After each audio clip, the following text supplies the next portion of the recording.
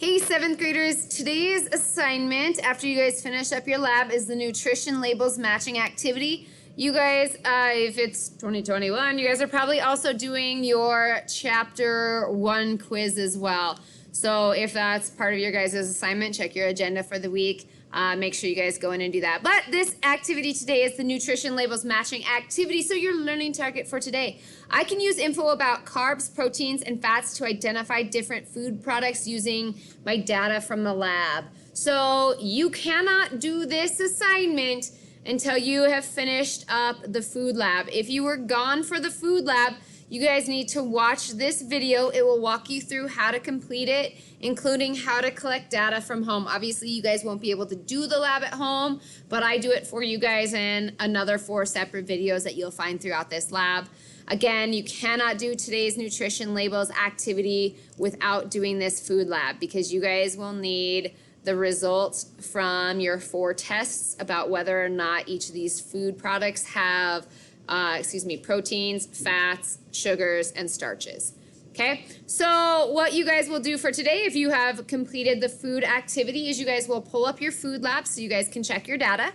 And you guys have a word bank here. You guys will find 10 nutrition labels throughout this assignment, and you guys need to match up which one of these food products belong to each of your nutrition labels based on the data you guys collected in the assignment. So we're going to start with an easy one, and let's take a look at water. So you guys didn't actually test water in the class, but I did give you those test results as we use that as our control.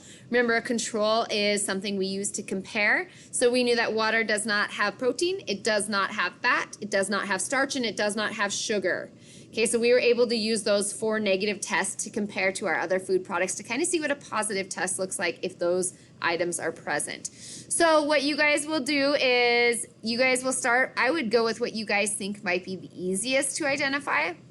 And then you guys will look through these nutrition labels to find the one that you guys think is water. Remember again that from our tests, okay, if I go in here and say, all right, protein, water had no protein.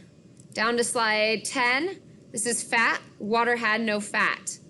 Okay, sugar, water has no sugar. And finally, starch, water, of course, has no starch. So basically, in my nutrition labels, I'm looking for something that doesn't have any of those things. So if I look here, all right, there's some fat here.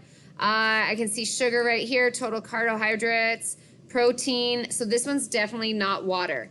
So those are the main things that you guys are looking for here is total fat, total carbohydrate, your sugar, and your protein, okay? So use those 4 pieces of information. You guys can highlight those on each of your nutrition labels to kind of help you guys out.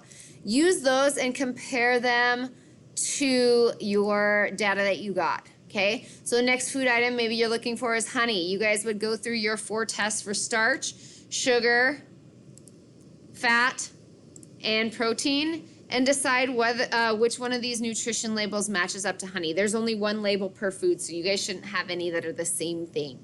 Okay? It's okay if you're wrong. Biggest thing I do not want you to do is Google anything.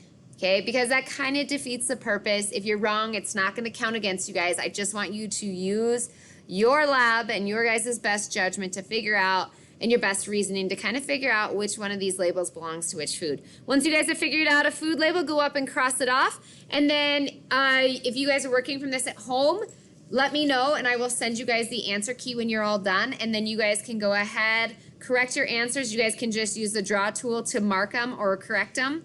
I want to see what you guys originally put though and what your corrected answer is. So don't change any of your answers. And then go through and circle how many you guys got right. 10 out of 10, 7, 8, or 9 out of 10, 4, 5, or 6 out of 10, 1, 2, or 3 out of 10, and 0 out of 10. So once you guys are done with that, go ahead and hand it in, and I will talk to you soon. Bye.